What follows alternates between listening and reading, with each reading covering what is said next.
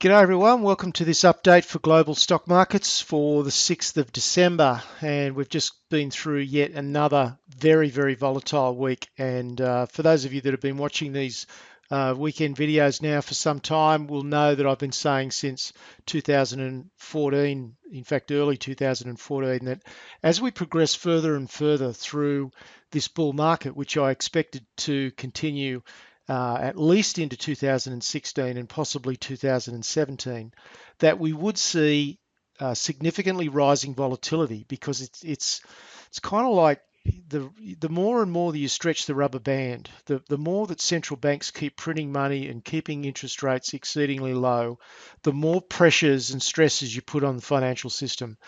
And because most of the major players, in an effort to try and make some money in what has been essentially a flat sideways market, they've just gone more and more leveraged. So it was inevitable that we see this massive level of volatility, because that rubber band has just been getting more and more stretched. And it's not going to change until eventually this bull market comes to an end. And I don't see a near-term end to it, to be honest. As I've been saying, I think the circumstances are quite conducive for good stocks to be recognised in value. So I don't see any near-term end to this bull market, but eventually it will. And when it does, I think we'll probably have a fairly savage bear market, but that could be a few years away yet. But in the meantime, we're going to continue to see a lot of volatility. So get used to it. I think that may require you to modify some of your approaches to the market, things that you've done in past years and decades. Just aren't going to give you the rewards, if indeed you've been getting any rewards. Most people I speak to have been struggling for a long time. So, you've really got to modify your approach to suit the changing market conditions. All right, I just want to start with a bit of a backdrop to where we are currently. So just a few general comments about why the environment is doing what it's doing. First of all, we're in a world of incredibly one-sided trades. Over the last few years, I can't remember in all my 3 decades in the market ever seeing trades as stacked on the one side. It's like everybody's in agreement that that a particular, whether it's stocks or currencies or bonds or whatever, that it's all going to go in the same direction, and everybody's standing on the one side of the trade. And so from time to time, that means that trade is going to unwind, because the only way that speculators can make any money is they've got to ultimately take some profit. And because of the leverage and because of algorithmic trading, and the more crowded the trade is, we're seeing really violent reversals. And we saw that during the week. The ECB basically delivered on the 2 things that the market was looking for on Thursday night. They pushed the official rates more into the negative, and they increased their bond buying program. But it wasn't quite enough. And so there was a very violent reaction in the market to that. And then an equally violent rebound last night in the US. I mean, nothing ever happens in minor degrees anymore. The moves are extreme. So this is all a function of the fact that we've got so many people standing on the one side of the boat, and also standing there with a lot of leverage. And so that means they're not going to hang around if the trend even gives the slightest hint that it's going to reverse. Then people are stampeding out of it, or the computer algorithms are basically doing it for them. So these aren't necessarily human beings making these decisions. The computers just take over, and away they go. And that quite often explains why you get such massive reversals, because the computers take over and drive. You look at Thursday night, they drove the market, the S&P 500 index. They drove it right down, and the selling went all the way into the closed on its absolute low. Then between then and the open of the next session, human beings have actually got a bit of chance to reflect on what's happened and the value and decide that it's all been pushed too far, and so they go the other way. And it's just the kind of financial world that we live in these days. The second thing, which is really important, and in my memory, I've never seen before, and that's we're getting this massive divergence in monetary policy between the central banks. It used to be that all the central banks were pretty much either raising rates or lowering rates all at the same time. They might have been, doing it at different rates and at slightly different times, but they were all basically going in the same direction. Whereas now we've got America on absolutely on the cusp of raising interest rates, so they're tightening their monetary situation. We've got Brazil and Russia also having already substantially increased their interest rates, but that's for different reasons. Their economies are absolute toast, and the currency has been smashed, particularly in Brazil. That's caused a huge breakout in inflation, and so the central banks had no alternative but to raise interest rates. But putting that aside, you've got the US is on tightening bias. Yet at the same time, we've got Europe, Japan, China, India, Indonesia, all still significantly moving towards either lower interest rates or more stimulus, and with really no end in sight to that process. So this massive divergence, and that has to play out in terms of more volatile markets. So the bottom line is that I don't believe the absolute risk in stocks has changed. It might have changed a little bit, but the absolute risk about whether you're going to you more permanently lose the value of your money, I don't think that's changed. But what has increased is what I would call the volatility risk, and that's just the risk of markets diving around to a greater degree and just absolutely scaring the pants off people and causing them to make inappropriate decisions because they just get scared by what they see. So I think that's where the risk is. So how you respond to all this will determine your success in coming years. And so for me, this is as much about your mental discipline and your psychology as it is about the strategy that you might be using or the stock picking. Now, obviously, members of Specialist Share Education have got a very clear strategy, and I'm doing the stock picking. So, you should be on a pretty good footing. I guess those comments really relate to non-members of Specialist Share Education. Just be aware of the importance of things that you probably haven't really given much consideration to in the past. Now, looking at American stocks, the S&P index ended up by just 2 points for the week. But it was all over the place, as we'll see from the chart in just a minute. There was initially a huge dummy spit because the ECB just didn't do enough. They were heading in the right direction, but they didn't do enough. That was Thursday night, and then Friday, the US jobs report came out. It was pretty good, so there was a huge rally, and there was also a bit of a rethink by the ECB. I think they came out on Friday and indicated that they may well be thinking about more than what they've currently announced. So just another example of the fact that central banks are really being held hostage to financial markets, and I think longer term that can't end well. But more on that another time, another year.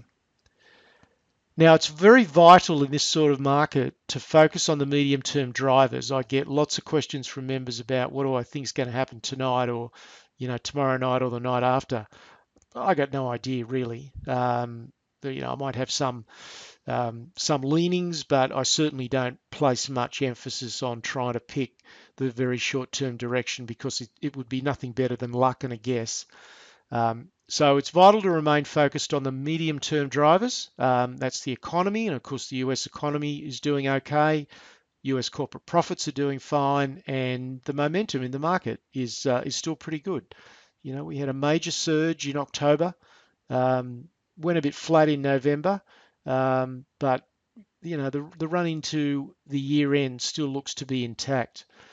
That's as far as the US goes. Looking at the Australian market, it's definitely a different picture. Our economy is nowhere near as good. Um, some corporate profits are in good shape, but most aren't, and we certainly don't have momentum in our market. So let's take a look at the US stocks. So we'll start with the S&P, and you can see the first couple of days of the week, the market was just sideways. We went up fairly nicely on Tuesday, and then it all turned around and fell apart on Wednesday, and then Thursday with the ECB announcement. And interestingly, brought it back to exactly the support level you'd expect, picking up these lows here from July. And the market stopped or reversed, pretty much where you would expect it to. And then, of course, the big surge on Friday night, which more than accounted for the big decline that we'd seen on Thursday night. So substantial volatility in that market. Let's just look at the US dollar. There's the reaction of the US dollar. So when the ECB didn't go far enough on Thursday night, the euro jumped, which is just crazy because the trends are down. We've got this massive divergence in monetary policy with the US looking to raise interest rates, the ECB lowering interest rates. There was absolutely no basis for the euro to jump by about 3%, but it did. The US dollar index is sitting up here at it's not a long term double top, but it's certainly at levels that we haven't seen for about 12 years. So I guess it's long enough term. Double top, we're getting a bit of a pullback from that double top. That's pretty normal.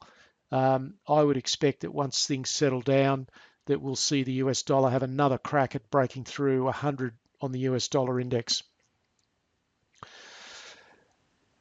Now I'll just have a quick look at the volatility index. So you can see we've had a couple of little blips. So this was the big spike in volatility in August, and that was associated with China devaluing their yuan. But markets quickly settled down again, and it's the speed of that settlement process in the volatility index that encouraged me about the continuation of the bull market. If there was any risk to that bull market or going into a bear market, then the VIX wouldn't have settled down as quickly as it did. It would have still been up in the 20s and the 30s. So it got down to 14 pretty quickly. We had a little spike in November, another little spike on Thursday, but as you can see, immediately settled back down to 15 again on Friday. So no real drama there. Just while I'm here, let's just look at the Aussie dollar. So back up to the top of the range. And this is really just, it's US dollar effect mainly, but I think there's also been a bit of profit taking. Again, a hugely one-sided trade. The Australian dollar, everyone was on the one side of the trade. They're all short the Australian dollar. And of course, at some point, those shorts have to unwind so that the speculators could take some profit and then reset again. My very firm conviction is that we're still looking at an Australian dollar in the mid-60s. How soon that occurs, I don't know, but I would be surprised if we weren't there by the middle of next year. So the trend is still down. If you've got money in the States, yes, you've lost a little bit of currency ground in the last few weeks, but look, I think this is just temporary. All the drivers are still heading in the downwards direction, in my view. So just to reaffirm here, it's defying the fundamental drivers, and our dollar is now significantly overvalued. So I don't think it's going to stay there very long. And a really interesting dynamic, which members would be aware of, and that's how the Australian dollar responds to a lot of different things, but most closely tracks the trade balance more than any other factor. And this is why I'm so, confident in so many other commentators are confident the US dollar will go down, the Australian dollar will go down because commodity prices basically determine our trade balance. And commodity prices are still getting smashed and getting worse. So our trade balance has no hope of getting back into the black. And the Australian dollar does track the trade balance very closely. So that's why all the drivers are still to the downside. And just as an example, in the last month, iron ore is down 25% in a month. I mean, that's particularly after the massive falls already. It had gone from 180 odd down to around 50, and now it's down to 40. So it's been a massive fall in iron ore, and of course oil is also down 20% in that month as well. So massive moves in commodities. That's completely blown apart our trade balance. The Australian dollar has gone up against that, which defies logic, and I think it'll just be temporary. The index was down by 50 points for the week. We'll obviously probably see that reverse on Monday, although you never know. It was another poor week for resources. It's not really where you want to be. We saw the banks finding some buyers. But look, overall, the Australian market, even more so than the American market, is absolutely a stock picker's market. If you're trying to invest in Australia by having exposure to the index or the top 100 or something like that, it's just not an appropriate strategy. It really isn't. You've got to look on a stock by stock basis, throw the rule book out the window, and just look for stocks that are going to provide the almost certainty of growth and represent value. And in Australia, that's not easy to do. Turning now to commodities, gold did spike a bit on Thursday and Friday, so it was up $28 for the week. So finally saw a little bit of strength. But look, it's almost all currency. That's pretty much the US dollar falling is the reason that gold went up. Now, gold stocks did respond, but because I believe that this move in the US dollar is just very fleeting, then I would expect the US dollar to go back up again, gold will go down, and stocks will go down. So I don't see it as a sustainable situation. Let's have a look first of all at the Australian ASX 200. So you can see by comparison to America, we're still way below the highs earlier in the year and still significantly below the GFC highs as well. So we are so far behind the American stock market, it's not funny. And you can see we've just been tracking sideways now since August. Turning to gold, this is gold on a weekly chart. We broke that very important incline support. We're heading towards just over $1,000, but gold did manage to catch a bit of a rise in the last week, but I think that'll be pretty short-lived. This is the HUI index. You can see quite a big spike on Friday, and that was really about some buying support going into the gold majors like Newmont. But I think we'll see that reverse soon enough. Or if it doesn't, there's certainly no basis for going into gold stocks because you're still trying to catch a forward knife in gold stocks, in my view.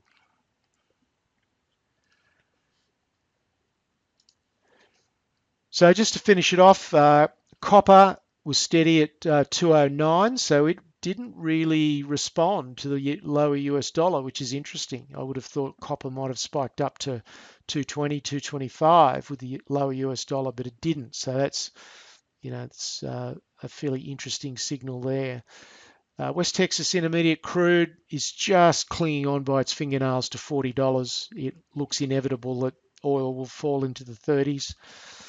And of course, that was also despite the benefit of the currency.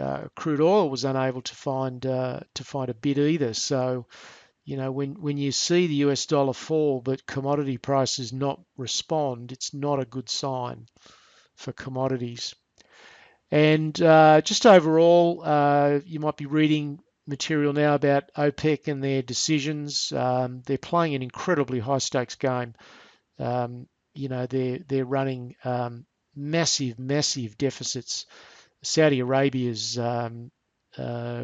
deficit is a massive number. It's something like 300% of GDP. So they're in real trouble, and if they don't succeed in this plan to permanently force American shale oil producers into bankruptcy, then they're going to be in a lot of trouble. So this is a very high stakes game that OPEC is playing. There's the spot copper chart. No real change on the week. So just to wrap it up, there's really no change to the previous approaches that I've talked about. The chart patterns are mildly bullish. There are more positives than negatives, but there certainly are some negatives.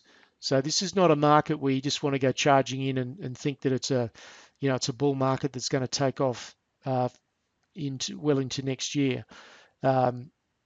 Because there will be parts of this market that will not respond. It won't be a case of a rising tide is going to float all the sectors, because I don't believe it will. So that wraps it up for this week. For non-members, anyone that would like some assistance to talk to me, there's my contact details, and we'll be back again next weekend. Cheers.